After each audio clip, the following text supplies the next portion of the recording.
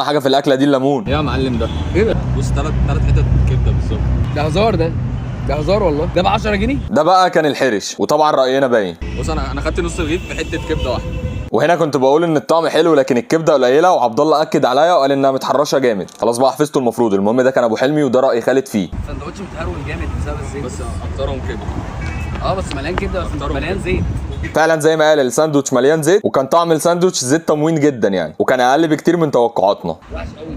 اللقطه ومسك الختام هو الفلاح، ودي من اجمد المرات اللي ممكن اكون كلت فيها من الفلاح. وهم هناك عرفوا خالد فممكن يكونوا ظبطوا السندوتشات.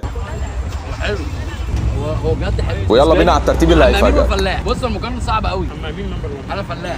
اما امين فلاح حرش ابو حلمي. ابو حلمي زيرو. انا وعبد الله كنا نفس الترتيب بالظبط. والحلمي بيشيله بالحشو اللي هو جايبه اصلا. بص انا بالنسبه لي الفلاح اختار واحد. عمامين الفلاح يكسب. عمامين في حاجه واحده، حشو اكتر بكتير. 2 عمامين الفلاح.